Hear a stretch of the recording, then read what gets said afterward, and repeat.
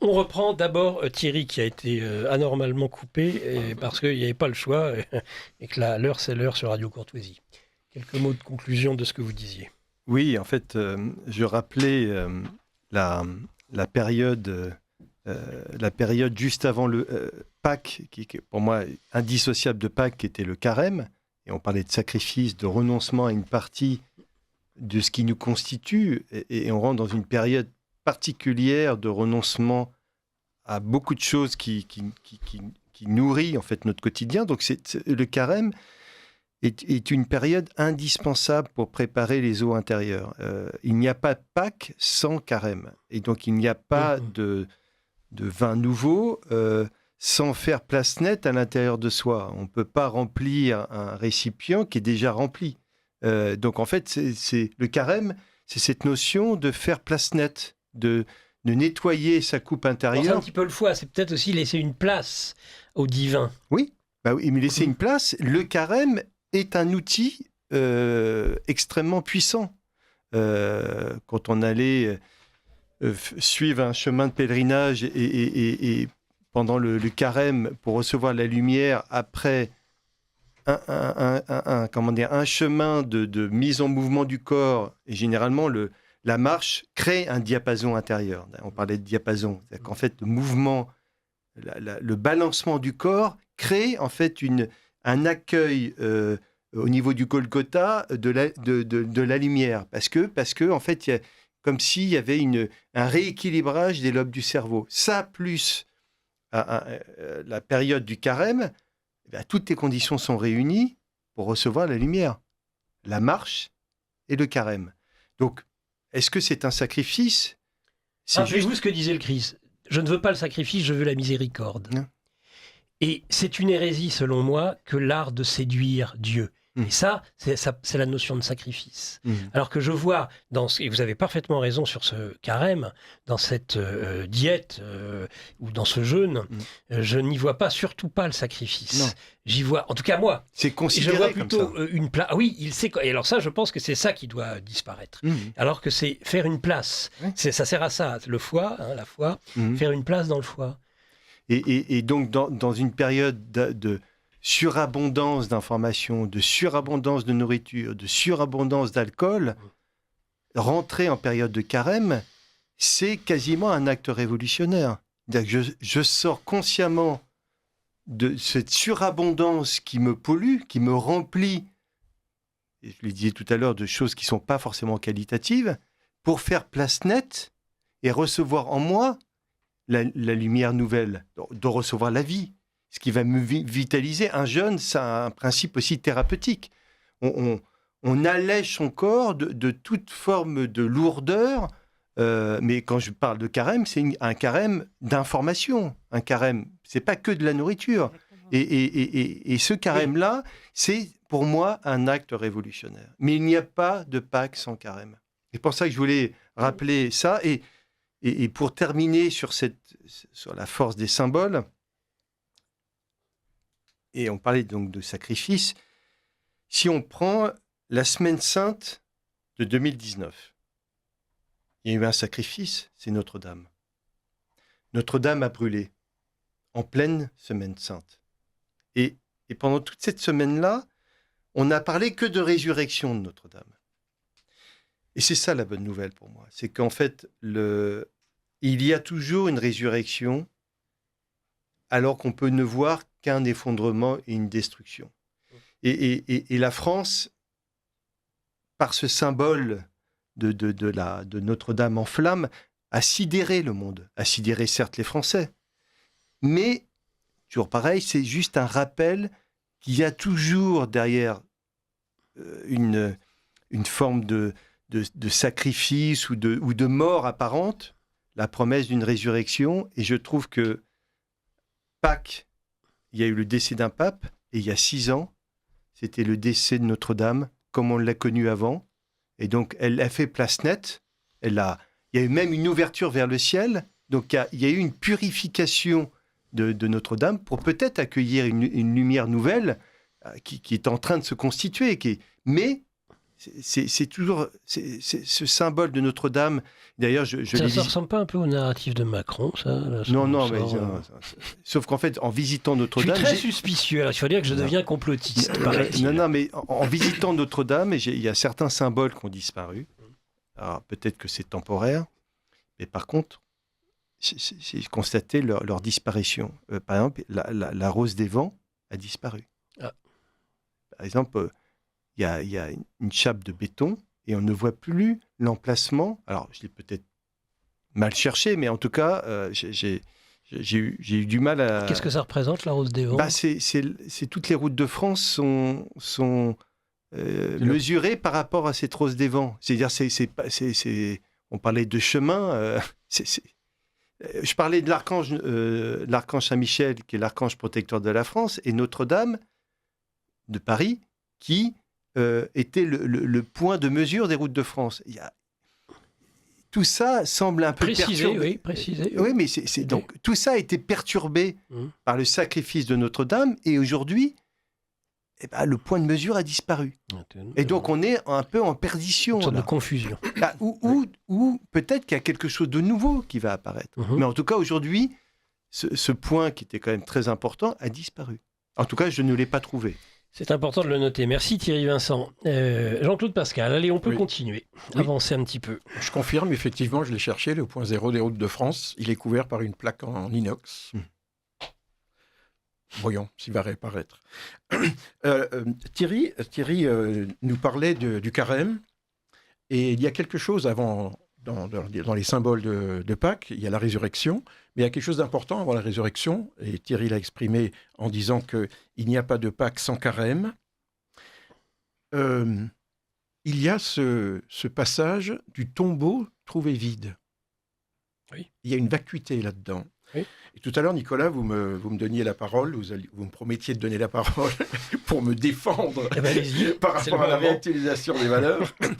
Nous ne sommes pas dans un combat, mais justement dans une richesse de diversité. Ce tombeau vide, il est vide. C'est-à-dire la résurrection ne se fait pas dans l'ancien corps, comme dirait Rudolf Steiner ou Marie Pascal. Ouais. Elle se fait dans un corps nouveau, dont le germe a été planté dans la vision anthroposophique par le sacrifice de Jésus. Eh bien, avant de parler de ces nouveaux cycles, et je pense que Nicolas Allemand pourra nous parler de tout l'aspect druidique, du renouveau du printemps, des forces qui sommeillent et du renouveau. Mais avant de parler de ça, il y a quelque chose qui fait le complément ou qui donne une autre vision du tombeau trouvé vide. Dans le tombeau vide, il n'y a rien. Il n'y a rien. Il y a juste le dernier vêtement, le linceul. Mais il n'y a rien de l'ancien. Et même quand on vient le chercher pour voir où il est, Jésus apparaît et ils ne le reconnaissent pas. C'est-à-dire, la vérité nouvelle des temps à venir, le message nouveau ne sera pas reconnu. Marie-Madeleine l'avait pris pour le jardinier. Oui, l'avait pris pour le jardinier. Quelqu'un qui aujourd'hui va exprimer quelque chose de nouveau, qui est en mesure de renouveler la société, de renouveler l'être humain, de renouveler la conscience, sera vu et considéré comme un fou. Et Jésus n'a pas... Et Jésus, c'est pareil, on l'a accusé que c'est un fou. C'est un fou, il fait la fête, il ne respecte pas le sabbat... Il y a le nettoyage du printemps est quelque chose que faisait ma grand-mère. Et pendant que ma grand-mère faisait le nettoyage du printemps, que faisait mon grand-père ?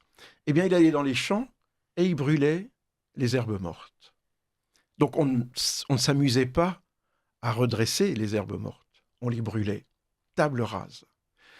C'est une autre façon, mon cher Nicolas, de dire... Est-ce qu'il faut réactualiser des valeurs qui aujourd'hui, de toute évidence, sont en train de mourir ? Est-ce qu'il faut actualiser des valeurs qui sont dormantes, qui sont éternelles ?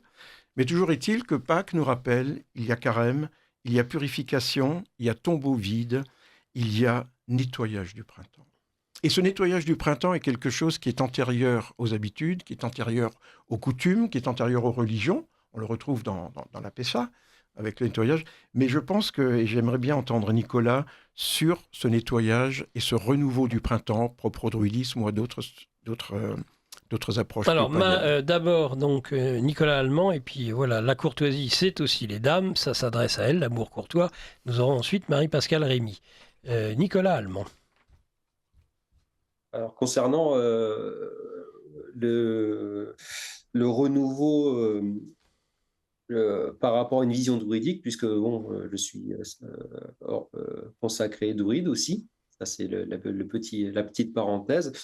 Il y a un aspect très, très, très étroit avec la notion de cycle. Le cycle donc de semences, germination, floraison, fructification, ensuite la déchéance progressive et la mort apparente par les saisons.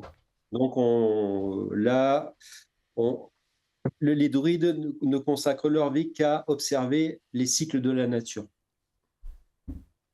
Et il y a deux traditions, une qui est plutôt germanique, anglo-saxonne. Il y avait un culte d'une déesse, Eostra, Ostara, qui était liée justement au printemps, à l'aube naissante et la fertilité. Les anglo-saxons ont gardé justement la Pâque Easter, donc en hommage à Eostre. Mais je ne prendrai pas cet aspect-là puisqu'il est plutôt germanique.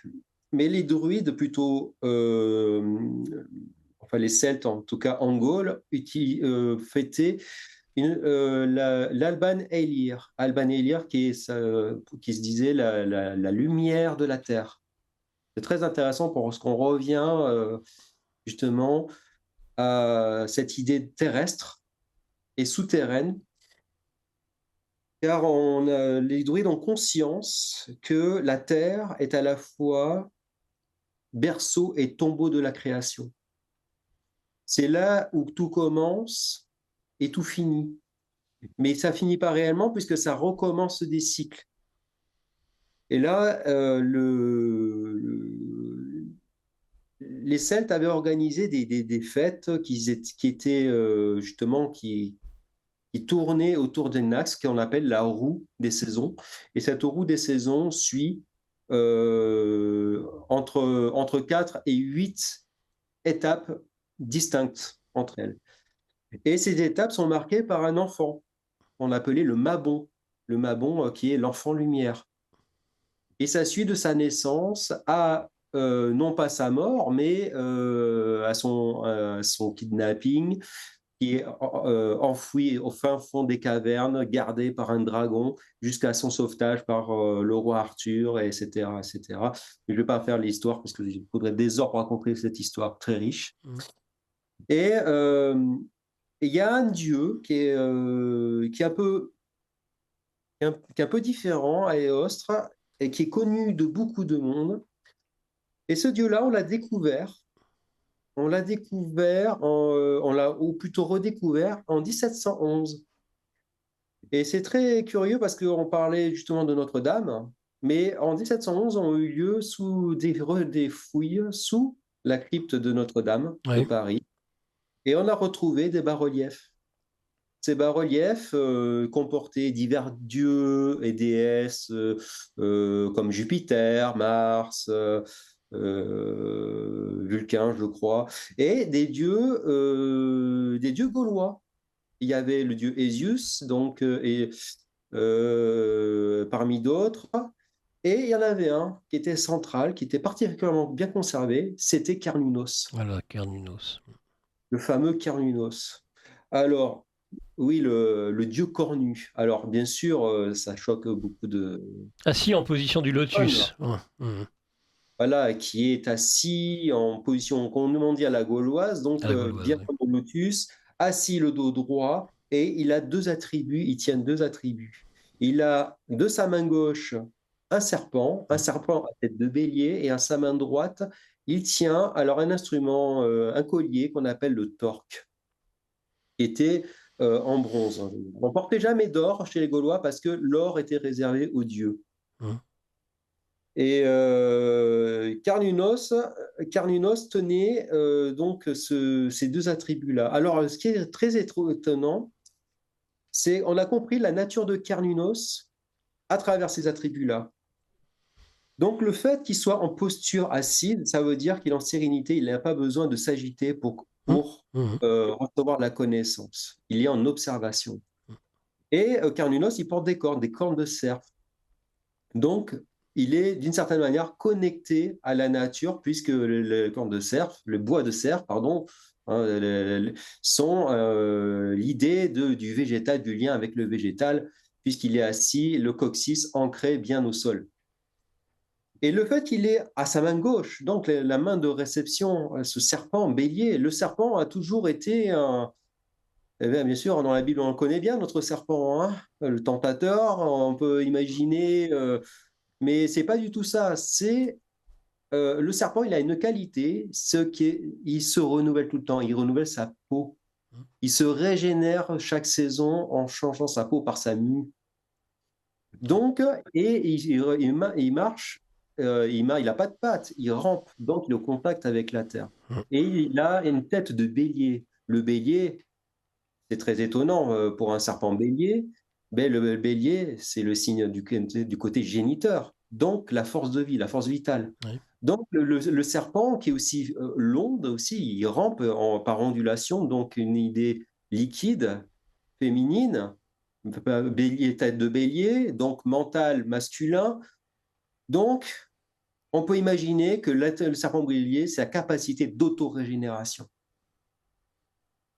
Donc, il est capable de se renouveler par lui-même, mais en venant, parce qu'il le tient de telle manière, parce que c'est comme si le serpent venait à lui. Donc, c'est le serpent qui a choisi Carnunos pour lui transmettre quelque chose. Et à la main droite, il y a cette histoire de torque, donc, qui est le collier des rois, le collier des souverains, qui est la lumière. Et quand on voit la plaque donc, du chaudron de Gunstrup, qui est très connu en archéologie, il semble tendre ce torque vers un cerf, mais l'animal. Et c'est comme si ce collier était un peu le passage de flambeau. J'ai reçu la lumière, maintenant je te transmets le germe de lumière à mon tour. Et tu seras le prochain de Dieu, le prochain Carnunos. Et le Carnunos, on en a déduit parce que il est assujetti au temps. Donc dans l'immobilité, mais il est assujetti au temps. Ça veut dire qu'il ne bouge pas, mais il est quand même en mouvement à l'intérieur de lui. Et donc il meurt à lui-même, mais il meurt à lui-même pour se retrouver à un autre état à un autre niveau de conscience, à un autre niveau à une autre échelle d'existence. C'est un petit peu le message de Pâques, finalement, si on retient ça. C'est un petit peu cette invitation de chercher en soi-même, par le carême, finalement, qui est la préparation. Le rameau, le côté végétal, qui est apporté comme une promesse de cette résurrection. Faites des rameaux, oui. Et oui, la fête des rameaux, on oublie souvent ça. Et recevoir la lumière par la verticalité. Alors, les druides ne fêtent pas Pâques, ils ne reconnaissent pas, comment dire, cette idée, n'ont pas reconnu cette idée-là, mais il y avait une analogie qui est aussi avec Éostre, et qui est aussi en analogie avec Carnunos, c'est qu'il y avait un rite, comme à Noël, le gui. On allait à Noël, on va chercher le gui, le druide, il y avait une cérémonie où avec sa houe en or. Avec sa serpe d'or, il allait cueillir le gui sur le chêne sacré et que le gui tombe sur un linge blanc il ne faut surtout pas que le gui tombe à terre. Donc, au gui l'an neuf. Oui, au gui l'an neuf. Voilà, au gui l'an neuf. Et à Pâques, il y avait un autre rite, mais qui était mal connu, et c'est Pline qui le raconte. Il avait assisté à ça, et c'était l'époque où les serpents pondaient des œufs aussi. Et il y avait ce rituel où les œufs étaient expulsés vers le ciel, et il fallait rattraper les œufs avec ce même linge, donc qui était la promesse d'une résurrection prochaine. Et on appelait ça, donc, il y avait une fête dont le nom a été perdu, mais cet œuf était peint en rouge. Ah tiens, on retrouve les œufs rouges. Voilà. Et Pline avait décrit un de ces œufs-là, qui était cartilagineux et qui, voilà. Et bon, bien sûr, c'était un tour de passe-passe, évidemment, et on s'est retrouvé avec un signe sacerdotal qui est en fait un oursin fossilisé. Et les oursins, ils ont des stries en forme de croix. Mhm. Donc, comme s'il y avait les premières croix à l'époque qui étaient marquées par un centre qui était une ouverture, c'est-à-dire comme un passage d'un monde vers un autre. Oui. Voilà. Passionnant. Donc, voilà pour le point de vue. Passionnant. Merci Nicolas Allemand. Marie-Pascale Rémy. De quoi est-ce que j'ai le droit de parler ? Vous avez le droit de parler de ce que vous voulez. Alors, attendez, un auditeur, pour l'émission en cours, certains théologiens, ça va dans votre sens, catholiques, très catholiques, évoquent un autre aspect du sacrifice du Christ, selon lequel l'homme, comme toute créature, a un besoin inné d'offrir un sacrifice, autrefois sanglant, et a perdu avec le péché originel cette faculté d'offrir un sacrifice à son Créateur, et depuis dans le malheur, car il n'en ressent toujours pas le besoin qui s'est manifesté dans l'histoire de l'humanité par les sacrifices en tout genre qui ont jalonné l'histoire de toutes les religions. Le Christ a restauré cette capacité.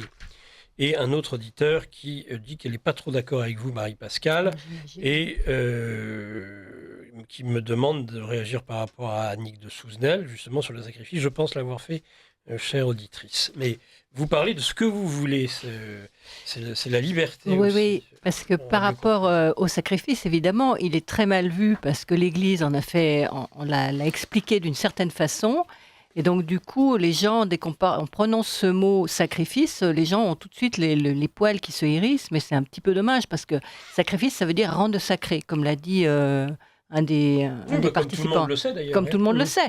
Donc, rendre sacré, en fait, si vous voulez que quelque chose de neuf arrive en vous, il faut effectivement il faut faire de la place. Donc, qui dit faire de la place, ça veut dire qu'il faut renoncer à quelque chose. Et pour moi, le sacrifice, c'est uniquement ça. Donc, il n'y a pas de quoi faire un drame avec ça en disant qu'il faut renoncer. Le sacrifice, c'est quelque chose d'assez banal, finalement. Si vous voulez avoir quelque chose de nouveau, accepter, développer une nouvelle capacité, ou par exemple, vous voulez atteindre un certain niveau en sport et tout, vous êtes bien obligé de renoncer à quelque chose pour avoir le temps de faire votre sport.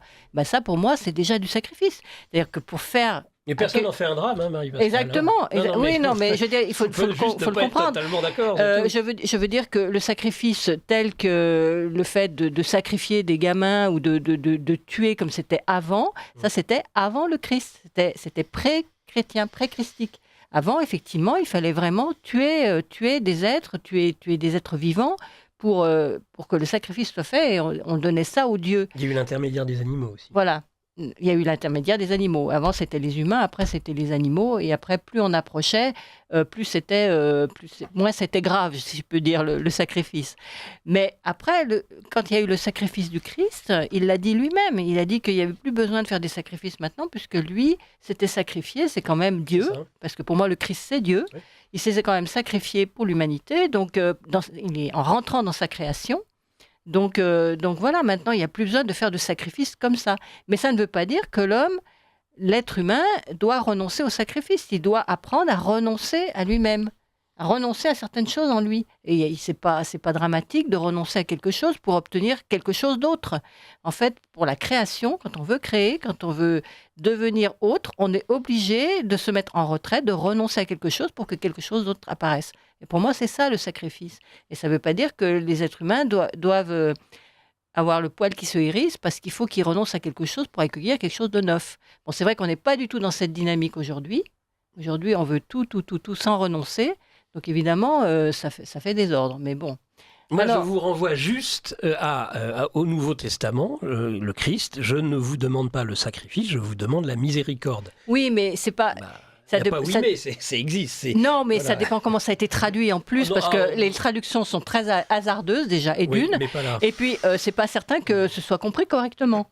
Moi, à mon avis, c'est pas du tout qui doit être interprété comme ça, parce qu'il faut pas quand même oublier que les évangiles et la Bible, c'est avant tout un livre, enfin surtout les évangiles, c'est avant tout initiatique. Alors quand on commence à le traduire au mot à mot, on est souvent à côté de la plaque. On est tout à fait d'accord, mais vous savez que cette remarque est celle justement d'Annick de Souzenel qui va totalement dans le sens de ce que vous venez de dire. Oui, mais je suis Et moi, je partage ce que vous dites là. Mais pas sur le sacrifice, c'est vrai. Mais oui, je sais que ça te hérisse le poil, mais bon. Pas du tout, ça non. Le poil, c'est la terreur.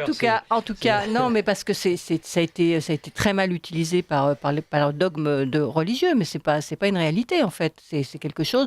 C'est le fondement même de la création. Je veux dire, si moi j'existe en tant qu'être humain, c'est parce que d'abord. Le minéral s'est sacrifié, le végétal s'est sacrifié, l'animal s'est sacrifié pour que je puisse devenir humaine. Donc je devrais m'incliner devant tous les règnes qui sont en dessous du règne humain. Je devrais m'incliner devant le rocher, je devrais m'incliner devant le végétal et je devrais m'incliner devant le règne animal parce que c'est grâce à ces trois règnes que je suis devenue humaine. Donc c'est quand même...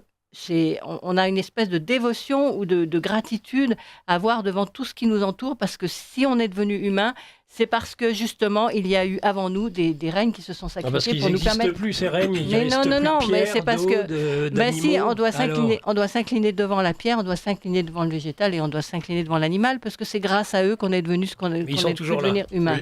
Oui. J'aimerais. Allons-y. Oh là là, voilà de la matière. Puisque du feu est en train de descendre dans cette discussion. Bah oui, parce que je suis pas d'accord. C'est une vision très rare. C'est une vision qui est assez peu connue dans l'anthroposophie, effectivement, que Marie-Pascale vient de décrire. C'est-à-dire que le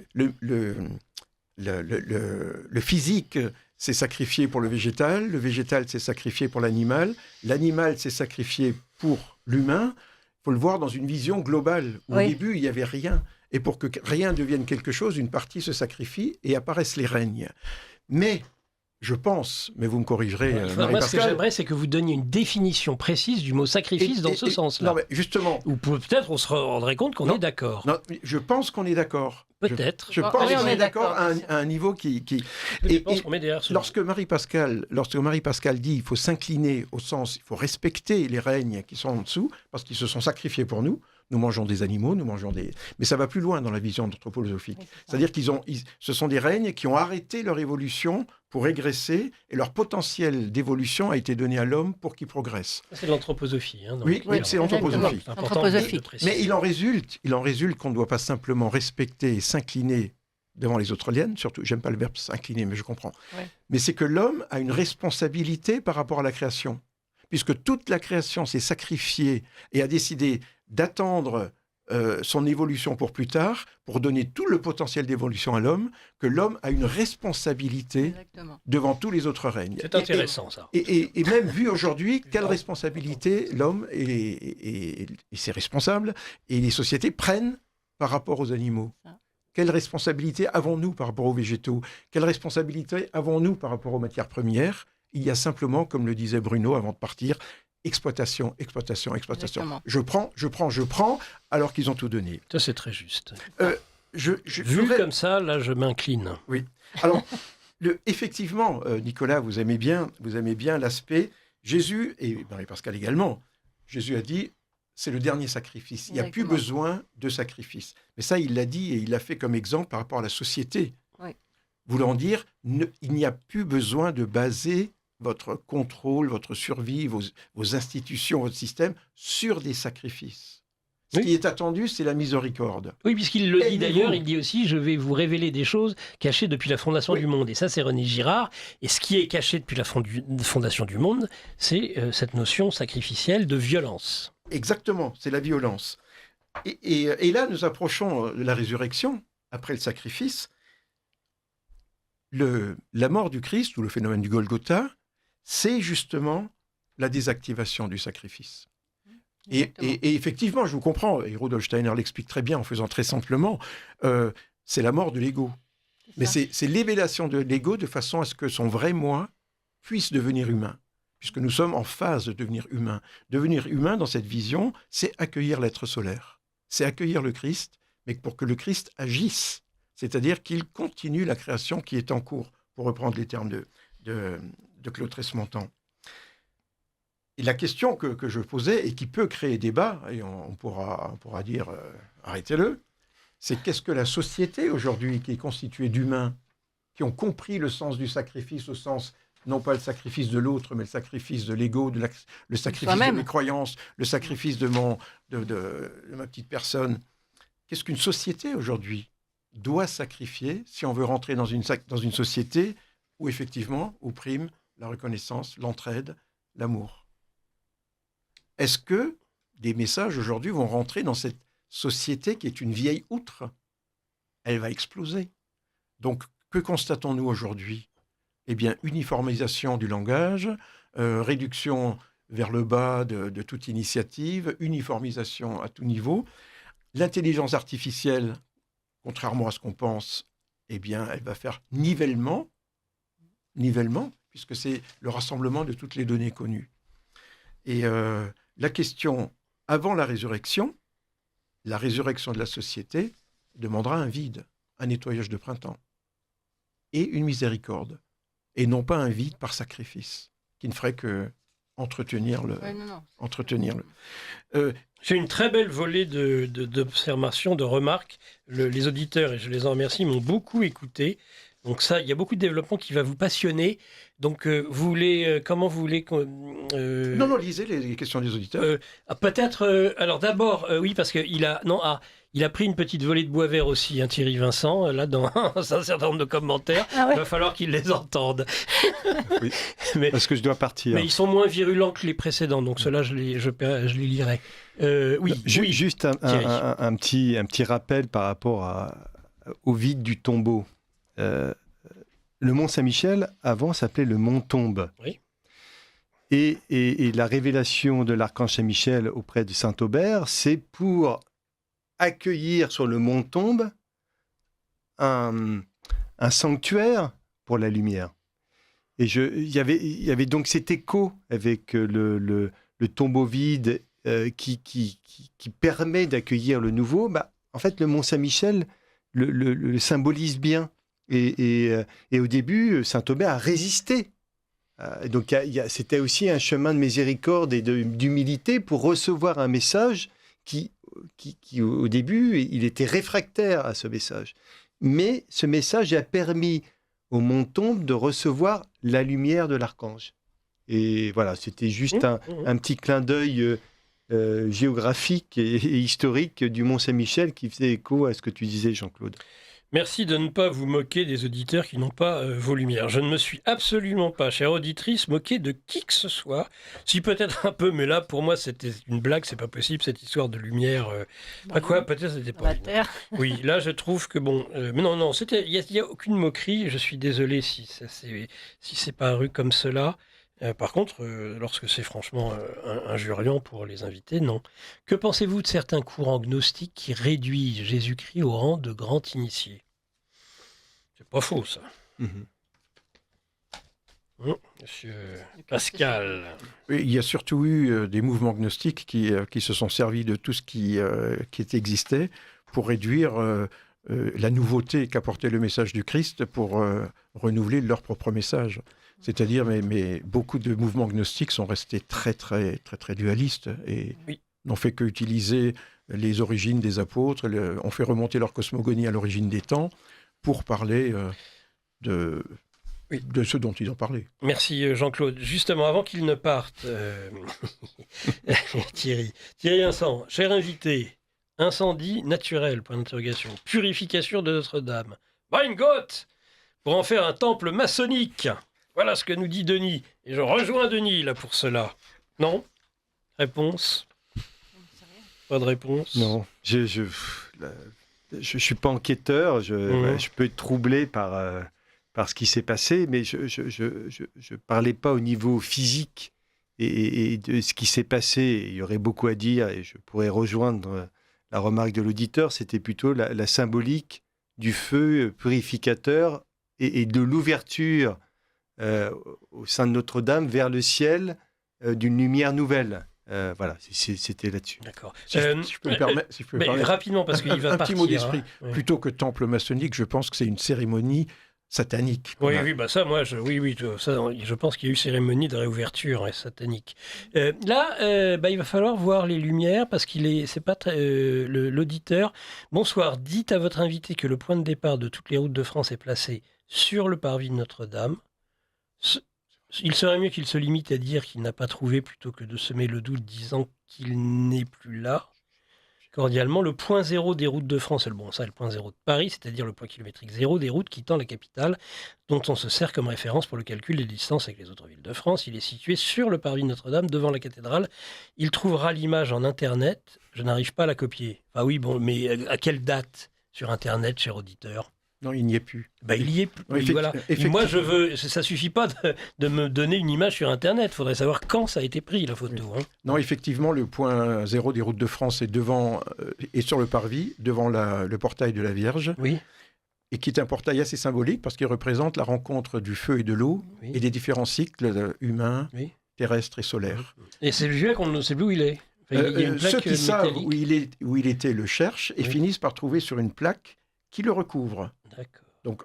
Donc, ce que j'espère, c'est que cette plaque, c'est juste pour le protéger parce qu'on va le nettoyer, Mhm. ou si c'est simplement pour le cacher. Un auditeur, attendez. Bonsoir à tous, un petit avis personnel. Je n'observe dans le carême que l'abstinence de viande qui évoque le meurtre, le sang par métaphore. En revanche, je ne jeûne pas, car si c'est pour penser que j'ai faim toute la journée, cela m'obsède inutilement le cerveau. Bah oui, moi aussi. Ça m'obsède le cerveau, c'est pour ça que je ne jeûne pas. Je suis d'accord avec vous, chère auditrice. Il y a une question, il y a encore une remarque pour Thierry Vincent. Bonsoir à tous, allez, je me lance. La Sainte Couronne dans son nouveau reliquaire doré à Notre-Dame, ne serait-ce pas le rappel justement du torque de Cernunnos? Merci pour l'émission. Bon, je sais pas. Mais j'essaie de trouver une question qui était justement, et ça j'aurais aimé qu'il puisse réagir, Thierry. Je l'ai perdu. Voilà. Je ne sais plus. D'autres questions. J'attendais. Si. Cher Radio Courtoisie, j'entendais notre cher animateur dire qu'il n'y avait pas de courriel. En voici donc un. Je réagis aux propos de votre intervenant qui expliquait qu'il fallait que la nouvelle cathédrale soit la planète entière. Ah non, c'est Nicolas Allemand. Bon, donc Thierry, si tu es obligé de partir, tu es dispensé de la suite, ou tu restes, c'est comme tu veux. Mais en tout cas, voilà, donc je voulais...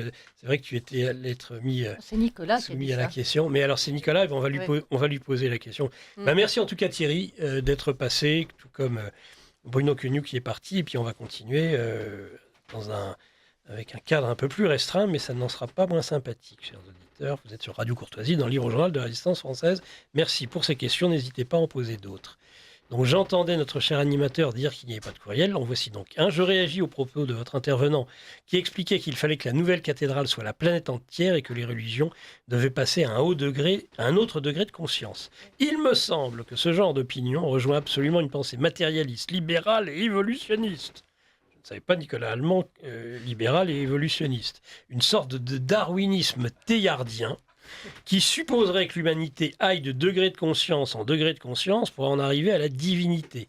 C'est à mon sens, ça c'est intéressant en tout cas au niveau de la question, c'est à mon sens une erreur énorme, c'est penser que nos aïeux n'avaient pas compris grand-chose par rapport à nous, ce qui me semble être une aberration. Au contraire, l'institution de l'Église catholique avec ses apôtres et sa succession apostolique, avec sa messe qui renouvelle le sacrifice non semblant de notre Seigneur Jésus-Christ, représente le point de rencontre et d'union de l'humanité. Le reste me semble, vous n'êtes pas obligé de dire fumeux, mais je pense qu'on peut éventuellement avoir un autre avis que le vôtre. Merci en tout cas pour votre exceptionnelle et incroyable émission. Merci en tout cas d'avoir pris le temps de cette question. Voilà, mais après tout, c'est peut-être fumeux, je ne sais pas. Je protège mes invités pour le moins. Nicolas. Je peux répondre juste rapidement. Oui. Donc, puisque l'Église catholique romaine est si sainte, quid de l'époque de l'Inquisition? J'en dirai pas plus. Voilà. Je peux éventuellement compléter. Compléter et le bobino. compléter très, très succinctement, on peut voir dans cette image, et sans prendre la pensée de Nicolas Allemand, on peut voir dans cette image, lorsqu'il a exprimé pourquoi est-ce que la nouvelle cathédrale ne serait pas la planète entière, la Terre entière, eh bien on peut le voir également comme le sacrifice de Jésus, qui était un sacrifice, mais qui est l'exemple pour l'humanité entière. Il n'avait pas dit en soi, un jour, en pensant au temple de Jérusalem, en disant « Il arrivera un jour où on ne priera pas dans l'église, mais on priera en soi. » Exact. Il y a ça quand même. Exact. Alors, c'est une façon de voir les choses aussi. J'ai un truc à dire après, mais après le bobinet. Après le bobino, non? Le bobino et après Marie-Pascale Rémy. Voilà. Merci d'y penser, Marie-Pascale. Bah oui. Vous appréciez cette émission? Alors aidez Radio Courtoisie à en produire d'autres. Rendez-vous sur soutenir.radiocourtoisie.fr. Merci d'avance.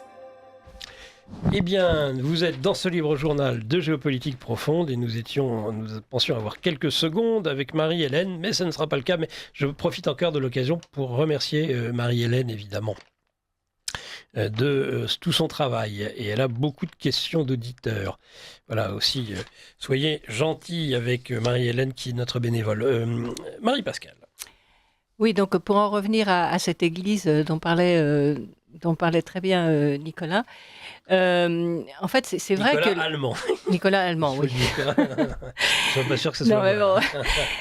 En fait, l'église, effectivement, doit changer de niveau. En fait, là, c'est l'église de Pierre, qui a été une église, je rappelle, qui a été fondée du temps de la 4e civilisation, l'époque gréco-romaine. Donc, avec tout le droit romain, elle est imprégnée de droit romain, c'est-à-dire avec l'histoire, les notions de punition si on n'est pas gentil et tout ça, c'est tout à fait le droit romain. Et donc, cette église, elle s'est imprégnée, c'était normal, elle était dans la 4e époque, qui est la période gréco-latine, elle s'est imprégnée de droit romain. Et donc, c'est l'église de Pierre. Et c'est une église qui, normalement, ne correspond plus à notre époque, puisqu'on est dans la 5e époque de civilisation d'après Steiner, on est dans la 5e civilisation. Et là, normalement, c'est le livre avalé. On doit passer, ça doit être l'évangile de Jean. C'est Jean maintenant, normalement, l'apôtre qui est, je veux dire... Celui qui est doux en bouche et qui va être amer dans les entrailles. Voilà, c'est ça.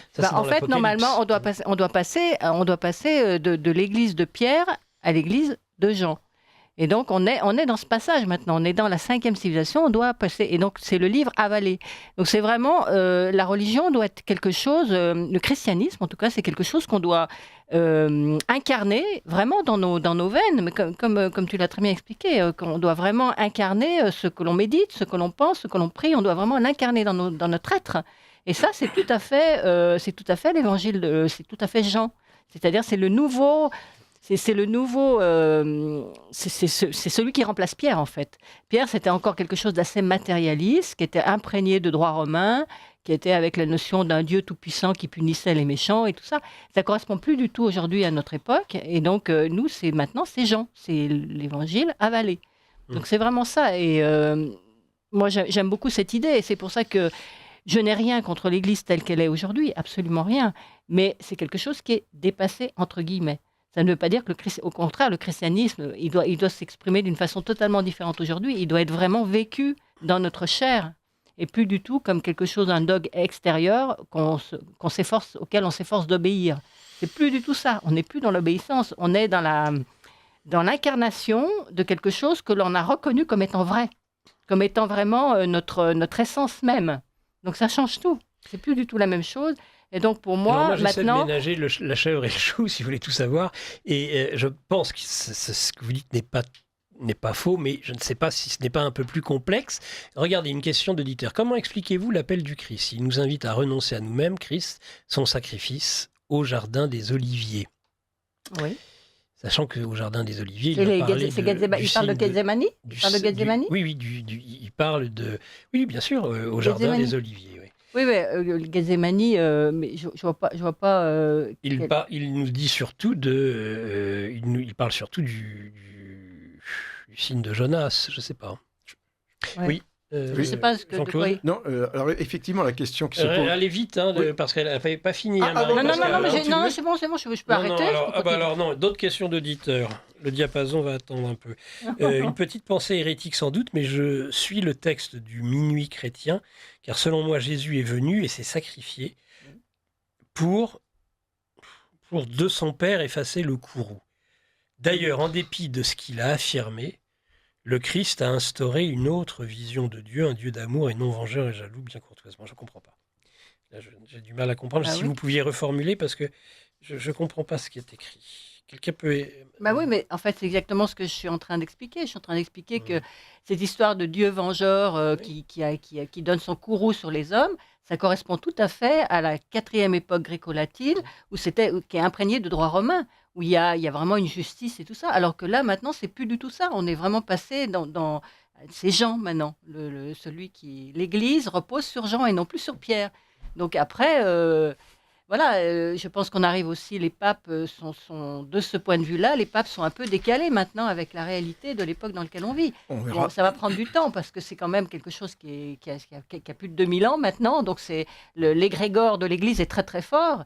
Et donc, même si l'Église fait de son mieux, pour l'instant, ça ne correspond plus à l'Église dont on a besoin. Ça ne veut pas dire que les hommes sont prêts à le faire, parce que la plupart des hommes ne sont pas capables pour l'instant d'incarner la parole de Dieu.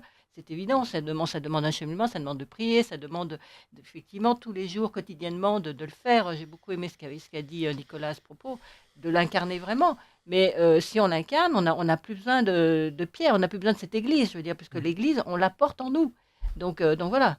Après... Encore un auditeur. Que pensent vos invités de ce que dit saint Paul dans l'Épître aux Romains en rapport avec le plaisir qu'aurait la création de se sacrifier alors qu'elle est sous l'esclavage de la corruption?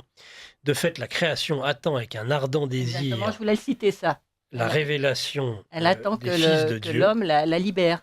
En effet, la création a été soumise à l'inconsistance, Absolument. non de son propre gré, mais à cause de celui qui l'y a soumise. Toutefois, elle a l'espérance d'être elle aussi libérée de l'esclavage de la corruption pour prendre part à la glorieuse liberté des enfants de Dieu. Or, nous savons que, jusqu'à maintenant, la création tout entière soupire et souffre les douleurs de l'accouchement. Exactement. Et ce n'est pas elle seule qui soupire, mais nous aussi, qui avons pourtant dans l'esprit un avant-goût de cet avenir.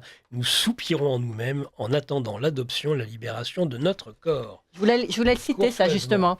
Que la nature soupirait. Vous en faites cadeau. Oui, je voulais le citer, que la nature soupirait. Effectivement, ça dépend de nous. C'est à nous de la rédempter, la nature. Donc, c'est à nous de le faire. Voilà. Jean-Claude et après Nicolas.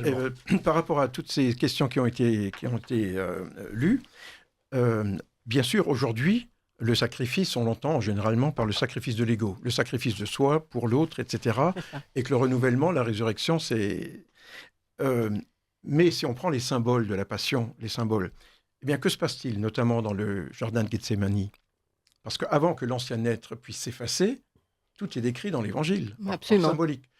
Dans le jardin de Gethsémani, les apôtres s'endorment. Oui. Lui veille. Voilà. Donc, on peut espérer demain à une nouvelle humanité, espérer la miséricorde, espérer que notre amour pour l'autre sera supérieur à notre besoin de protection, de vengeance, de jalousie, de tout ce qu'on veut. Ensuite, il y a une deuxième trahison. Enfin, trahison, c'est Pierre. C'est 3 fois. Le reniement de Pierre. On lui dit alors, toi aussi tu partages ces idées d'un Dieu d'amour Et il dit, comment ça, moi? Non, pas du tout. Et bien ça, chacun de nous, on va passer par ce passage. Et le troisième, Judas. Pardon. Mais on voit, Judas, c'est clairement le mal qui collabore avec le bien. Oui, ou qui Comme dans le livre de Job. Bah oui. Oui. Il collabore, fais-le et fais-le vite. Voilà. Il collabore, Judas. Il peut pas y avoir l'entière, il peut pas y avoir le Golgotha si donc le mal collabore avec le bien. Vous donniez un autre exemple juste auparavant. Pierre, le reniement. Pierre, le reniement. Mais alors, comment expliquer? Est-ce qu'il ne faut pas... C'est ça que je voulais dire à Marie-Pascale tout à l'heure. Quand je disais, je suis pas totalement en désaccord avec ce que vous dites, mais je pense que il y a un paradoxe quand même au cœur de tout ça. Parce que oui, d'accord, Pierre. Et pourquoi dit-il alors, Pierre, tu es Pierre, et sur cette pierre, je bâtirai mon église? Oui, mais à l'époque, c'était comme ça. C'était la 4e époque de civilisation. Ça ne pouvait pas être autrement. C'est un mystère, mais je me permets de faire un clin d'œil par rapport à ce que citait Nicolas Allemand, la prophétie de Malachie, dont beaucoup de journaux la ressortent. Dans la prophétie de Malachie, on parle du premier... Enfin, on ne parle pas, mais tout le monde sait qu'on considère Pierre comme étant le premier pape. Et la dernière, la 125e ou la 122e, enfin la dernière, dit... à la fin des temps... Pierre qui va faire paître. Donc on a un Pierre qui est au début, et un Pierre qui est à la fin. Et cette prophétie semble annoncer, en fait, une phase de l'Église. Et si on suit les propos de Marie-Pascale, eh bien, cette prophétie ne dit pas c'est la fin de l'Église, C'est la Non. fin de l'Église de Pierre. Voilà, exactement. L'alpha de et Pierre. l'oméga, le premier pape Pierre et le dernier, d'après la prophétie, qu'il s'appelle ou non Pierre, aura un lien avec cette pierre, serait le dernier de cette Église qui Qui a incarné comme elle a pu le Christ, qui a pu incarner, d'ailleurs c'est Pierre, Pierre c'est le minéral, Ouais. et donc qui a de façon matérielle, qui a pu incarner l'Église. Mais après, l'Église suivante, elle ne sera pas aussi matérielle, c'est ça que je veux dire. Non. Ça sera l'Église de Jean. Oui, et elle sera faite par des hommes, et des hommes qui sont passés par ce phénomène de la passion, de la mort et de la résurrection. Exactement. Je suis bien d'accord. Est-ce qu'on aura la force pour ne pas oublier, les apôtres qui s'endorment? Est-ce qu'on aura le courage face à la masse de se tenir droit et non pas dire non, je ne le connais pas? Et est-ce qu'on ne sera pas tenté par le dernier, Déjà, Judas, on est de déjà... considérer que finalement ces nouvelles idées, on va les adapter? Et on tombe dans des phénomènes complètement délirants, parce qu'on peut très bien considérer le wokisme actuellement comme étant une dénaturation de ce message. Exactement. On fait table rase et on construit les absurdités. C'est ça. Enfin, si je peux me permettre, c'est mon point de vue, c'est pas la réalité. Parce qu'il y a quelque chose de beau derrière le wokisme, c'est-à-dire protéger les minorités et tout ça. Mais lorsque c'est utilisé et détourné, il faut y voir clair. Nicolas Allemand, vous pouvez faire une synthèse et faire votre propre analyse. Nous vous écoutons. Dans tout ça, ce qui ressort, c'est cette notion de transformation d'État. Finalement, on voit qu'il y a la posture d'intégrité qui ressort dans tout ce que vous avez dit. On va être éprouvé dans notre intégrité, mais jusque dans nos propres ténèbres. C'est pour ça que dans le jardin des Oliviers qui a été cité tout à l'heure, qu'est-ce qui s'est passé pour le Christ? Et il a eu la trouille. Oui, clairement. Il est humain. Et c'est sa partie humaine qui s'est exprimée, sa partie charnelle. Bien sûr. Il veut qu'on ait éloigné, que le calice soit éloigné de ses lèvres, bien sûr. Oui. On ne peut pas renier notre humanité, même si nous sommes appelés à de grandes destinées. Et il a fait le choix de ne pas être dans le déni de son humanité. Et dans notre initiation humaine, c'est-à-dire de notre naissance jusqu'à notre trépas, il y a tout le temps la tentation d'être détourné par l'extérieur. Sartre disait l'enfer c'est les autres, mais il avait pas tort. C'est dans le cas où nous mettons dans des situations où nous pouvons être corrompus parce que nous perdons le contrôle de nos vies. Et là, il y a un axe dans toutes les religions, toutes les spiritualités, qu'on n'a pas vraiment cité, c'est la foi. C'est le Christ, Jésus, mais devenant Christ, il a été éprouvé par sa foi, son centre. Tout ce qui est plus grand que lui, tout ce qu'il était en vue d'incarner, tout ce qui est plus grand que lui, il fallait qu'il éprouve son humanité. Donc c'est ténèbres. Tout ce qui n'était pas, tout ce qui pouvait le détourner jusqu'à la fin. Et Judas, l'idée de Judas, pour 30 €, ça coûtait pas cher de trahir. C'est la posture du tiède. C'est-à-dire, je suis du camp des vainqueurs, mais quand le vent tourne, je garde mes privilèges. Ni chaud ni froid, mais tiède, je te vomis. Oui, bien sûr, c'est la parole de l'agneau. Ouais. Et c'est ça. Et qu'est-ce qu'on retrouve aujourd'hui? C'est des valeurs où nous sommes emplis, nous sommes gavés de privilèges. Nous avons plus de privilèges que le roi à l'époque, en notre société actuelle. Et ça, on a tendance à l'oublier. Et cette histoire de renoncement de la Pâque, ça serait l'occasion aussi, pas seulement de renoncer, mais aussi d'ouvrir un portail pour l'échange. Parce que pour recevoir, il faut donner. Pour donner, et on reçoit par conséquent. On oublie que, oui, on investit, donc on reçoit. Mais ce n'est pas ça, en fait. C'est plus compliqué. c'est que notre civilisation s'est bâtie sur des valeurs de départ, et ces valeurs transmutent, elles se transforment avec le temps, parce que le contexte psychologique change, les cultures s'échangent entre elles, donc ça crée des sous-cultures qui créent des nouvelles cultures, etc. Ça, c'est l'histoire de l'humanité. Mais la posture humaine en elle-même, elle ne change pas. Nous sommes épris de notre vie, on va dire, profane, c'est-à-dire notre existence de tous les jours, mais il y a notre fort intérieur, inavouable. Et ce fort intérieur inavouable, au bout d'un moment, il ressort toujours. Ça fait partie de l'Apocalypse, ça. Hein. Oui. Ça fait partie des révélations. Et c'est ça, en ça qu'on est éprouvé pour devenir vrai, devenir véritable, honnête vis-à-vis de nous-mêmes. Et si nous sommes honnêtes vis-à-vis de nous-mêmes, nous serons honnêtes avec la société. Ça ne va pas plus loin. Et le contexte d'aujourd'hui, c'est que c'est inédit quand même, notre civilisation tellement compliquée, elle est tellement saturée d'informations, de désinformation. On a il y a des notions religieuses qui sont en contradiction avec elles-mêmes. Parce que aujourd'hui, ce n'est plus Dieu veut, c'est on réfléchit par soi-même. Et en tendance, on est invité, même, je dirais, c'est pour ça que l'église de Pierre tend à disparaître, les églises se vident, elles sont reprises par les communes pour en faire des musées, pour en faire des salles de fête. Carcassonne, on a une église, une chapelle du Moyen-Âge qui est reconvertie en salle d'art. Hein. C'est une catastrophe. Hein. Et pourquoi ? Parce que il n'y a pas l'adaptation du langage pour retranscrire ce que c'est que la foi et comment transmettre la notion de foi. Mais ça se transmet, ça, la foi ?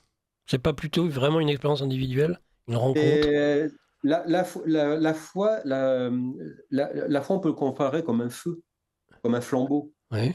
Et un artisan qui aime ce qu'il fait, qui a su s'adapter avec son temps, qui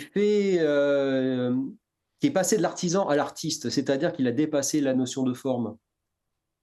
Et que lui, il est dans son ouvrage, quand on voit par exemple les tailleurs du Père de Notre-Dame, ces choses-là sont restées pendant des siècles et des siècles, et sont encore là. En tout cas, pour la plupart, sont encore là, sont encore présentes pour témoigner. L'artisan, il est juste qu'un vecteur, parce qu'il est animé par un feu c'était plus grand que lui, c'était transmis par plus grand que lui. Mais sa foi, comment lui, il peut la transmettre ? Ben, par son ouvrage, parce qu'elle touche. Et si son ouvrage touche les cœurs des passants, oui. Là, eux seront touchés à leur tour. Et eux, ils auront une petite parcelle de la foi. C'est une excellente réponse. Le Christ est Dieu. Steiner est placé au-dessus du Christ. C'est étrange. Il y a du châtiment dans les évangiles, une auditrice qui vous apprécie bien. C'est pas faux, ça. Je trouve que des fois, avec Steiner, on place Steiner vraiment tout en haut de l'édifice. Oui, je sais que c'est un truc qui est souvent. Oui, c'est un truc qui est souvent reproché, mais. Oui. Mais il faut répondre justement. Oui, c'est quelque chose qui est souvent reproché, mais il faut se plonger vraiment dans l'œuvre de Steiner, et toute une vie n'y suffit pas, puisqu'en fait, il a touché absolument tous les domaines, que ce soit médical, éducation, politique, puisqu'il a la triarticulation sociale. Il a parlé de la mort, il a parlé des entités, il a parlé de la création, il a parlé d'absolument tout. Moi, il y a des domaines que je ne connais absolument pas. Tout ce qui est médical, tout ce qui est politique, il y a des trucs de Steiner que je ne connais absolument pas. Et ça fait déjà plus de 30 ans que je fais de l'anthroposophie. Je m'intéresse à certains secteurs, et c'est vrai que quand on se plonge vraiment dedans, parce que les gens qui critiquent en général, c'est des gens qui ne connaissent pas ou qui se sont mis à un livre et qui ont vu que c'était illisible, parce qu'au début, quand on s'y met, c'est illisible. Pas une critique, de ce type-là. Mais là, franchement, effectivement, je le cite parce que Je ne voudrais pas que les gens puissent penser que ces connaissances, je les ai eues comme ça sur un plateau. Elles sont arrivées parce que j'ai lu Steiner et que je dis d'où viennent ces informations. Après, évidemment, comme j'en parle avec moi, avec mon cœur, ce que moi j'ai enregistré de ça. Évidemment, vous verriez un autre anthroposophe, il ne parlerait pas du tout de la même façon que moi de Steiner. Et je ne trouve pas que c'est l'idolâtrer, que de le citer. Je trouve que c'est vraiment... mais heureusement qu'un être comme ça a transmis tout ça. Sinon, moi, je ne serais même plus là. Ça ne m'intéresserait pas, quoi. Ouais. Je veux dire que c'est vraiment aller au cœur. Pour moi, c'est la Rolls, au niveau de la connaissance, c'est la Rolls. Il a parlé du bouddhisme, il a parlé de l'hindouisme, il ne critique pas, il explique les faits comme on sait. Et c'est incroyable de savoir ça comme ça. C'est après mon accident de voiture que j'ai découvert Steiner, après ma NDE. C'est cette NDE, personne n'était capable de m'expliquer quoi que ce soit par rapport à ça. Et quand j'ai lu pour la première fois un livre de Steiner, j'en ai pleuré. Parce que je me suis dit, mais comment il peut savoir ça comme ça? C'est quelque chose que je sais, mais que j'aurais été incapable de mettre des mots dessus. Et lui, il a mis les mots que je sais moi. Et donc j'étais bouleversée. Et la plupart des gens qui vraiment sont connectés à cette énergie-là, parce que tout le monde ne peut pas être anthroposophe, tout le monde ne peut pas s'intéresser à l'anthroposophie, et ça je comprends tout à fait. Je n'ai pas de jugement par rapport à ça. Je sais que c'est une grâce du ciel quand on est en connexion avec ça, parce que là vraiment, ça nous ouvre des portes incroyables. Et c'est pour ça que je cite tout le temps, mais je ne le prends pas pour Dieu du tout, parce que je me suis intéressée aussi, avant de m'intéresser à l'anthroposophie, je me suis intéressée à l'hindouisme, au bouddhisme, j'étais dans les ashrams, j'ai fait tout un tas de choses, j'ai essayé tout un tas de choses, et donc voilà, et c'est, pour moi aujourd'hui, c'est ce qui correspond le plus, qui est le plus en résonance avec moi, donc c'est pour ça que je le cite. Mais bon, je ne le prends pas pour Dieu, parce que de toute façon, ce dont je parle, c'est des choses que moi j'ai expérimentées, mais il y a des choses que je ne connais absolument pas dans l'anthroposophie. Voilà. Ben, c'est une clarification. Bienvenue, ma chère Marie-Pascale. On passe, monsieur le diapason, à un autre sujet, si vous voulez bien. Il reste 30 minutes. Il y a... Avant de passer, nous avons indirectement parlé on va pas parler. C'est pas Steiner, le thème. Non, la résurrection. On va parler de résurrection, justement. L'aboutissement oui, c'est ça. C'est la résurrection. Eh bien, on peut se poser la question de qu'est-ce qui ressuscite? Ah, bah voilà, ça c'est une bonne question. Est-ce que c'est un dogme auquel on doit croire? Est-ce qu'une personne aujourd'hui, avec les connaissances qu'on a, est obligée de croire à la résurrection pour être chrétien? Pour avoir un comportement chrétien. Ah bah ça, pour être chrétien, je vous trouve, je sais pas, je vous taquin. trouve étrange. Taquin, il est taquin. Jean-Claude est taquin. Oui, mais alors il doit aimer les coups de bâton, parce que je vais les lire en direct. Allez-y, donnez-lui des coups de bâton, cette fois-ci je les lis. Je vous protège plus, je vous préviens, si vous continuez comme ça. Hein. Non, la question sous-jacente, c'est, si je me pose la question aujourd'hui, est-ce que je crois à la résurrection? Est-ce que je la comprends? Est-ce que je l'accepte intellectuellement? Est-ce que je l'accepte intellectuellement? Et je n'ai pas de réponse, Nicolas. Je n'ai pas de réponse. Donc, ma recherche a évolué. Elle a évolué dans quel sens? Comment puis-je être chrétien sans avoir besoin... Le linceul de Turin. Sans avoir besoin de croire... Le linceul de Turin. Ou de ne pas croire. Non, de croire ou de ne pas croire. Parce qu'à cette époque, justement, et ce que j'entends, moi, je pense que là, c'est pas des rétro, mais en tout cas, moi, je vous objecte tout de suite. Et là, j'ai ma réponse. Le linceul de Turin. Point. Linceul de Turin, c'est pour notre temps et les doutes qui sont émis dans les esprits, c'est vraiment, on en a besoin, et je reproche à l'Église, aujourd'hui, de mettre en doute ce linceul, parce que là, par rapport à vos propos, moi, j'ai le linceul de Turin, et c'est ma réponse, elle est claire. Elle est claire, et elle est pratique. Cependant, je ne voudrais pas qu'il y ait un malentendu, je ne renie pas le phénomène Jésus, le fait que cet homme ait apporté une nouvelle... Cet homme. Je note que vous l'appelez... Voilà, c'est un homme. Oui. Seulement homme. Non, cet homme... Alors là, vous n'êtes pas chrétien, je vous le confirme. Non, mais dans le jardin de Gethsémani, il a sué du sang et des larmes. Comme le disait Nicolas Allemand, c'est Dieu et homme. Ah bah oui, C'est mais Dieu. ça c'est chrétien. Oui, c'est Dieu et homme. Et totalement l'un et totalement l'autre. Et totalement moite-moite, l'un hein, et totalement l'autre. Et certains il y diront a eu même plus- sans confusion. Il y a eu beaucoup de... et sans Oui. confusion, je vous rappelle que je me suis fait baptiser arménien. hein. Ah oui. Donc je les connais, mes consignes. hein. Et sans confusion, exactement. Ouais. Mais aujourd'hui, que l'on ait cette vision anthroposophique du phénomène du Golgotha, qu'on ait cette vision chrétienne dans l'Église arménienne, qu'on ait une vision, qu'est-ce que ça représente pour l'homme, pour l'humanité, pour moi, individuellement? Qu'est-ce qui va ressusciter en moi alors que je ne sais pas forcément ce qui va Non, mourir? mais ça c'est une excellente question. Alors que je ne sais même pas forcément ce qui va mourir. Je peux m'imaginer que c'est l'ego qui va mourir. Je peux m'imaginer que c'est les croyances qui vont mourir. Je peux m'imaginer que c'est ma contribution inconsciente au système qui entretient la mort qui va mourir.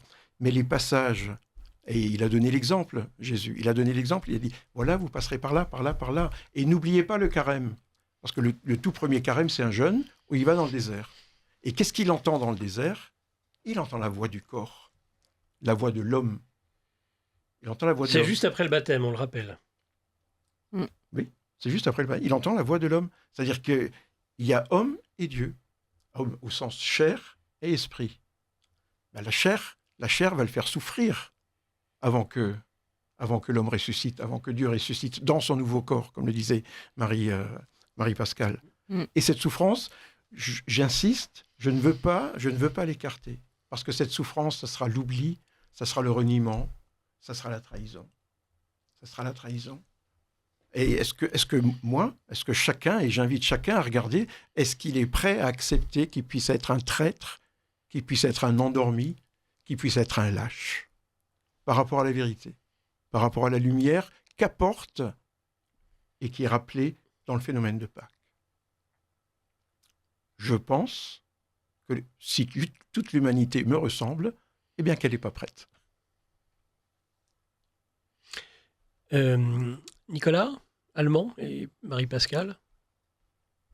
Donc, mais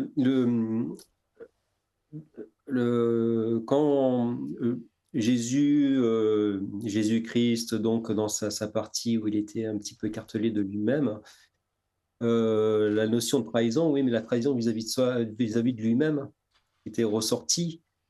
Si on constate, par exemple, que il a douté, est-ce que je suis capable d'aller jusqu'au bout? C'est ça, en fait, le fin fond du message, c'est d'être éprouvé dans Le plus étrange, c'est évidemment sur la croix, dans cet écartèlement. Papa, pourquoi m'as-tu abandonné? Et non, c'est Lama Shabachthani, et ça ne veut pas être traduit comme ça. C'est pourquoi, comme tu m'as glorifié. Abba, C'est le c'est psaume de 22. l'hébreu. Et je pense que l'origine du texte est hébreu. Abba, c'est papa. Mais Et Elohi, c'est justement, c'est à mon avis une très mauvaise traduction. C'est C'est Abba. c'est Lama Shabachthani, la Abba. traduction. Abba, il y a Abba, Rabba, il y a Abba. Enfin bon, peu importe. Mais je sais pourquoi, que ce soit bien ou pas traduit, il y a bien une mise en doute. C'est la quatrième, sur les 7 phrases, sur les 7 paroles sur la croix, Mhm. c'est la quatrième. Et c'est la fondamentale, c'est la plus importante. Oui, ah bah oui. C'est comme tu m'as glorifié, en fait. C'est pas bien traduit. Enfin, c'est traduit d'une façon bizarroïde, en fait. Disons qu'une traduction en chasse une autre. Nicolas Allemand. Oui, je sais plus ce que je disais. Ah oui, Oui, en tout cas, le comment doute, le fait qu'il doutait. lui-même, bon, il était en préparation finalement par rapport à sa foi. Mais la foi, c'est ça le démarrage de toute cette histoire. C'est Ouais. qu'est-ce qui a animé sa démarche, qu'est-ce qui a animé son intégrité, qu'est-ce qui a fait qu'il a pu aller jusqu'au bout. Et à la croix, qu'est-ce qui s'est passé quand il a été monté sur la croix? Il s'est révélé de lui-même. Il était le vrai lui. Et c'est là où il a prononcé cette phrase où je reçois la lumière, mais presque d'humilité, en fait. C'est une énergie d'humilité, d'abandon de soi. Il a accepté d'abandonner sa chair corruptible, finalement, c'est pour laisser passer quelque chose de plus grand que lui. Après, le plan, c'est l'épreuve finale, c'est au dernier soupir. Qu'est-ce qui peut se passer? D'ailleurs, ça, c'est les grandes questions de la NDE. Qu'est-ce qui se passe pendant le processus de mort? Qu'est-ce qui se passe énergétiquement, qu'est-ce qui se passe à travers tout ça? Quels sont les potentiels qui s'activent ou qui s'annihilent finalement dans tout ça? Et est-ce que la transcendance la transcendance qu'a vécue Jésus vers Christ, c'est-à-dire arriver à un état de lumière, un état, plus être dans la prière, mais devenir lui-même la prière, incarner lui-même le Verbe à travers cet ultime sacrifice, qui finalement, c'est pas un abandon, mais c'est un état de réception. Il a laissé quelque chose pour laisser venir quelque chose à l'intérieur de lui, ou par lui plutôt. Hein. Et il a perdu la vie profane et les 3 jours de nuit où il revient, où il n'est pas reconnu. C'est normal, c'est plus l'homme. Il revient. Et donc, il n'est plus l'homme qui a la foi, il incarne le flambeau. Il est le flambeau, il est l'exemple. Il est l'exemple de l'humanité et il apporte, on va dire, la confirmation que la mort, la mort en elle-même est une illusion en elle-même, puisque la mort physique, c'est pas ça le plus important. Ayez peur de la deuxième mort finalement. Hein, dans la parabole sur des graines qui tombent sur la caillou et les autres qui tombent sur la terre fertile, mais c'est exactement ça et c'est exactement ce qu'il a vécu. Je peux me permettre ? Ah ben bien sûr, oui. Jean-Claude.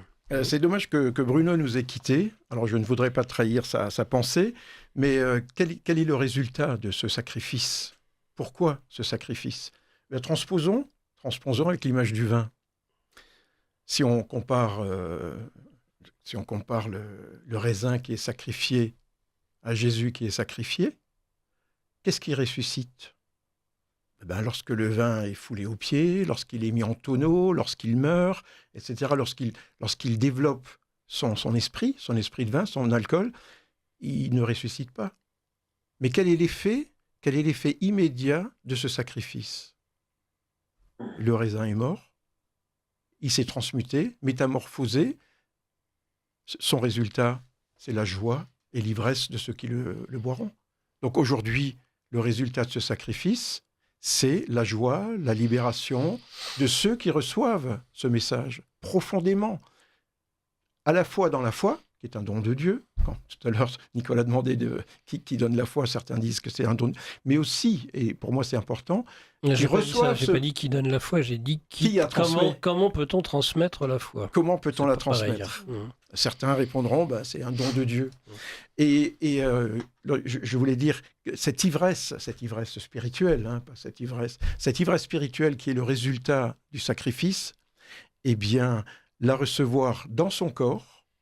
Et là, effectivement, il y a métamorphose, que ce soit Rudolf Steiner ou même Tresmontant, il y a métamorphose du patrimoine ADN pour l'évolution future, mais la recevoir dans son intelligence également, comprendre que c'est effectivement, comme le disait Nicolas, la fin du sacrifice, mais la miséricorde. C'est l'amour qui sauvera la civilisation. C'est pas le contrôle, c'est pas l'intelligence artificielle. Le comprendre dans son cœur, la foi, dans son intelligence, l'homme qui évolue, et dans sa chair. Parce que bien, vous retrouvez une ligne, vous avez retrouvé votre chemin. Marie-Pascale. Je ne serais pas crucifié. Ça, certainement que si. Je voyais déjà la boîte à clous qui arrivait. Le problème, c'est le bon au mauvais larron. C'est surtout ça. Mais jusqu'au dernier moment, vous avez la chance de vous retourner. Marie-Pascale. Alors, je vais revenir sur la résurrection et sur ce qu'a dit Jean-Claude. Oui. Par contre, c'est bien de parler près du micro pour que tout le monde... Ce qu'a dit Jean-Claude.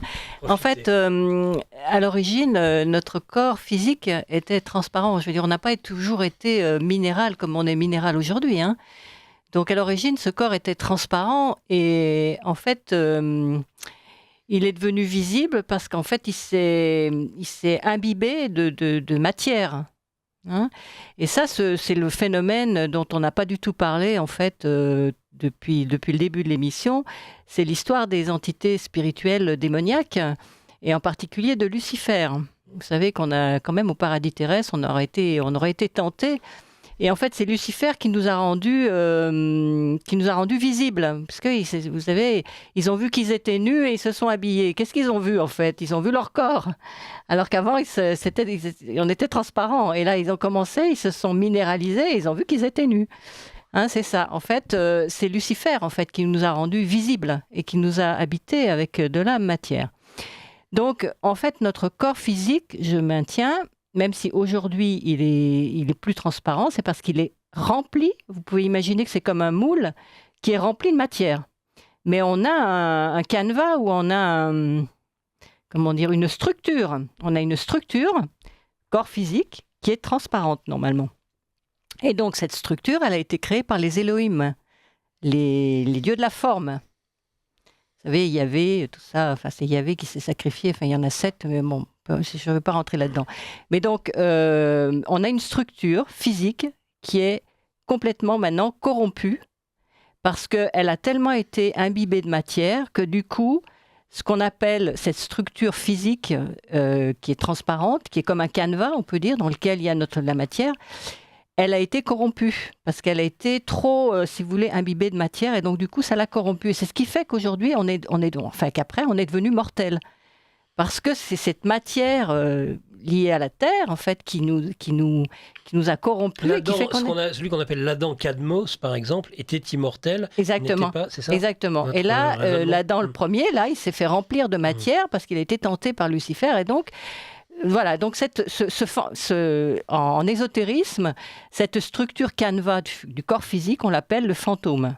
Bon, c'est pas un nom très heureux parce que du coup, on imagine plein de trucs, mais c'est le nom ésotérique. Hein. Ça s'appelle le fantôme. Et ce fantôme, il est corrompu.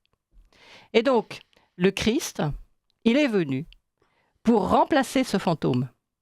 En fait, il est venu, il est mort sur la croix, et son sang qui a coulé sur la terre, c'est pénétré la terre et a pénétré l'humanité. Et ça veut dire que chaque fois qu'on revient sur terre, on a ce fantôme qui, on a toujours le fantôme corrompu, puisqu'on meurt, on continue de mourir, mais on a aussi cette partie du fantôme du nouvel homme, du nouvel Adam, on veut dire, de Christ en fait, qui petit à petit, à dose homéopathique, comme j'en ai parlé au tout début de l'émission, à dose homéopathique, nous pénètre. Et ça veut dire que dans mes vies prochaines, ce corps de Jésus-Christ sera un peu plus important en moi, et ainsi de suite, mais c'est à dose homéopathique. Alors évidemment, on va encore mourir pendant un moment. Je veux dire, c'est pas pour tout de suite. Mais en fait, on a vraiment un nouveau fantôme, une nouvelle structure qui nous pénètre, vie après vie, qui nous pénètre et qui modifie, en fait, cet ancien Adam, là, cet Adam qui est à l'origine, qui est notre ancêtre. On a un nouvel ancêtre maintenant, qui est le Christ. Enfin, bon. Voilà. Et donc, pour l'instant, la partie corrompue est plus importante que la partie nouvelle. Mais petit à petit, elle nous pénètre. Voilà. Bon, ben voilà, ça sera pour vous, Marie-Pascale, si vous en êtes d'accord, à peu près vos derniers mots, puisqu'il ne nous reste même pas 10 minutes. C'est ça. Et si vous voulez encore ajouter quelque chose... Non, c'est bon. J'ai tout dit parce que c'est des choses qui sont quand même assez complexes à expliquer. J'espère que j'ai été relativement clair. Vous avez été extrêmement clair. Et j'espère ne pas choquer, surtout. Bah, certainement vous en choquez. Mais c'est là, pour le coup, ça fait vraiment partie de la diversité de la parole. Et je pense être totalement dans mon rôle de patron d'émission, de ne surtout pas intervenir et de ne pas... Voilà. Parce que là, vous êtes mon invité, donc je respecte tout à fait... Je remercie les auditeurs pour leur patience. Allez, c'est Nicolas Allemand, ce sera les 5 minutes pour conclure sur le sujet qui nous a occupés aujourd'hui. Là, nous avons parlé de la Pâque. Qu'est-ce que c'est que ce rituel de passage qui est en lien étroit avec les saisons? Le mouvement des saisons, on peut parfaitement y coller l'analogie de nos propres cycles d'existence, nos états de croissance jusqu'à notre déchéance. Et ça à différents niveaux, que ce soit au niveau physique, psychique, spirituel, nous voyons qu'il y a des cycles. Et là, notre époque, nous vivons une époque où nous sommes un basculement de cycle. Et là, c'est une drôle de Pâques, puisque là, les événements récents ont marqué un peu, ont été marqués par un passage, mais dans le sacré, c'est-à-dire qu'un être humain est passé, un être humain ayant un sacerdoce, ayant un pouvoir sacerdotal d'un des égrégores les plus puissants de la planète, passe à travers cette période. Il faut le voir exactement comme des nouvelles possibilités, des nouveaux potentiels, une réadaptation des choses, sans parler d'évolutionnisme ou autre. Hein. C'est juste la conséquence naturelle de toute une époque qui doit, au bout d'un moment, laisser un héritage. Et cet héritage, il doit être glorieux. Il ne devrait pas être sombre, il ne devrait pas être triste, il ne devrait pas être souffrant. Ces nouveaux potentiels qui s'offrent à nous, nous avons cette responsabilité de reprendre le flambeau. Mais est-ce que ça nous intéresse vraiment? Est-ce que le message du Christ, au fin de compte, c'est pas ce qu'il a voulu nous laisser, pas limiter, pas essayer de faire ce qu'il a fait, parce qu'il avait dit, ce que je fais, vous pouvez faire mieux que moi. Il a dit, hein. Donc, nous pouvons faire mieux, mais autrement. Mais c'est pas faire mieux, c'est faire les choses justes au moment juste. Et ce passage que nous vivons au niveau de l'humanité entière, au niveau de l'humanité entière, là, c'est un basculement qui est profond et qui est inédit. Puisque par rapport à d'anciennes civilisations, je ne sais pas, à l'époque des Atlantes, j'en sais pas, mais aujourd'hui, il y a l'interconnexion mondiale, simultanée. Et aujourd'hui, c'est ça qui... il y a une incidence, il y a, comment je dirais ça, il y a des enjeux qui sont inédits aujourd'hui. Et si nous devrions retenir que ce message-là, c'est faisons l'effort de devenir à notre tour des exemples. Merci beaucoup pour ces remarques, Nicolas Allemand. Il y a énormément de questions, je suis vraiment désolé, auditeurs. Elles me sont, mes chers auditeurs, elles arrivent maintenant. Comment voulez-vous que j'y arrive? Juste lire L'éveil au point zéro de Greg Braden à lire. Félicitations, des félicitations, beaucoup. Je me suis pris ma petite volée de bois vert. Je me suis dit, c'est bizarre. Pourquoi pas moi? Le linceul et la tunique, ça c'est vrai. J'ai le droit. Qu'est-ce qu'on m'a fait comme remarque? Ah, alors non, celle-là, le linceul de Turin est faux comme toutes les reliques du Christ. Bon, il y a un taquin de plus dans cette émission. Et alors, attendez, c'est le même. Et c'est le même qui me dit après, Jésus n'a jamais douté, les remarques de l'animateur de l'émission sont consternantes. Ça s'appelle un troll, hein, permettez-moi de vous le dire. Bon, voilà, suivant la remarque de votre invité, j'ai jeté un œil sur le psaume 22 en hébreu et j'ai lu Eli, lama azabatani. Oui. Et non, moi, il y a si sabachthani, c'est qu'on lit partout. Bon, on va pas trancher, on va pas trancher maintenant. Ouais. Allez, la conclusion, Jean-Claude Pascal. Je sais pas, mais un mot de la fin, ou presque un mot de la fin. Nous avons parlé des Pâques, de la Pâque de Pâques. L'atmosphère était un petit peu comme dans cette Pâque, c'est-à-dire il y a quelqu'un qu'on veut lyncher mais qui ressuscitera. Eh bien, je pense que ces symboles liés à Pâques, de la préparation du carême, de la mort, du tombeau vide, de la résurrection, survivront.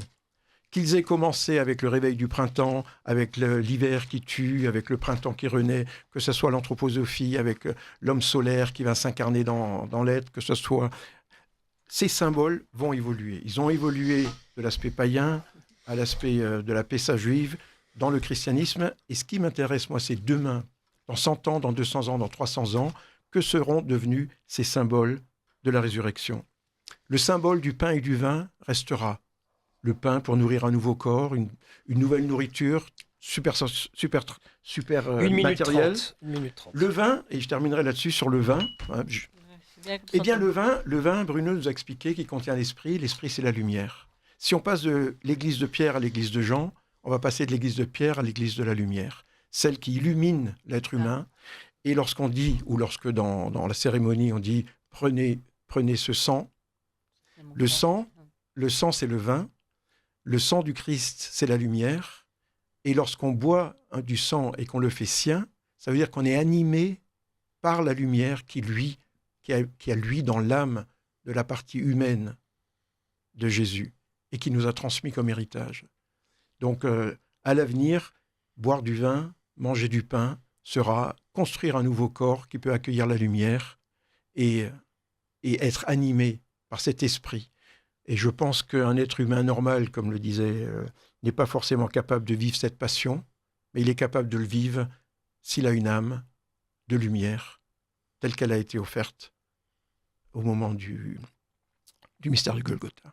Hommage et commémoration, merci Jean-Claude, des petites annonces. Hommage et commémoration le 8 mai de nos anciens combattants et victimes du nazisme à l'occasion des 80 ans de la victoire et de la fin de la Deuxième Guerre mondiale. On défilera avec des portraits des anciens des familles de l'ex-Union soviétique qui a payé le prix le plus élevé de France et des Alliés. Défilé de ce régiment immortel de la République au Père-Lachaise. Rendez-vous à 13h, place de la...